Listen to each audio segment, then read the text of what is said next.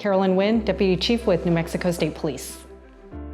There's a lot of parts in my life that inspired me to be a police officer. It wasn't just something that I woke up overnight and said that I wanted to be one. There was a lot of things that came into play. I remember used to watching those mystery movies, such as Unsolved Mysteries, as I was growing up.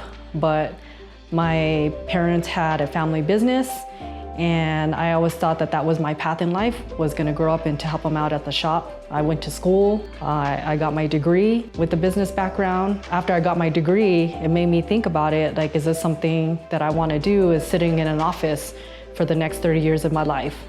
And it just happened to be one of my buddies, he was his father was a state police officer, and he would come and talk to us, and he would encourage me to apply. And so I decided to apply, and that's how I became a state police officer. Just growing up, I have to say that I relied on my parents and my siblings. They've played a huge part. I definitely rely on family support. Going through changes throughout my state police career, it was important that they were there. There was a time where I actually had to rely on them to watch my daughter for 10 weeks because I went to the National Academy. And so they were definitely a crucial part in helping me raise my daughter and supporting me throughout my career. You know, I definitely feel honored. I truly feel honored with this position. It has given me the ability to help other women or other police officers in the department, and knowing that they have that full potential to rise and be who they want to be.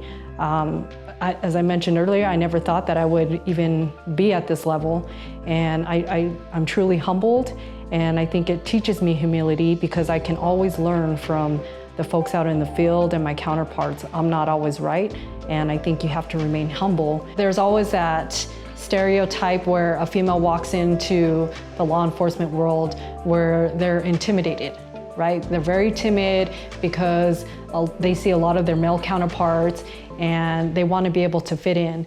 And with that is that you have to be able to build that mental toughness. You have to be able to build that confidence. In order to build that confidence is that you almost have to go in there and show your command presence. You have to go in there and show like you own the room.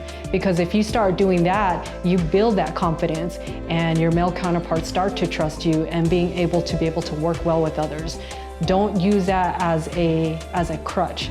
Use that as a strength. You knowing what your, whether it's your weaknesses or areas of improvement, it's one of those things where you have to be able to walk in a room, hold your head up high, and knowing that you're able to do that job just the same as your male counterpart. Governor Huynh, she promoted me to Deputy Chief. It has definitely given me or empowered me to be able to make change within our department. I think some of the advice I would give is making sure that they know their worth. As a woman, you need to embrace your identity, embrace who you are. And by doing so is being able to build confidence and also being able to learn how to network. Find a support group, whether it's with another group of females or your community. If you build that strong foundation, you'll be able to do this job and you'll be able to succeed. So the legacy that I would like to leave is ensuring that folks knew me as someone who was dedicated and passionate and compassionate about what I did day in and day out for state police. I want them to remember me as wanting to be here, wanting to help our community, wanting to help others grow within the department so that they may progress in their career. And at the end of the day, I want to be able to say that I loved state police and state police was my true family.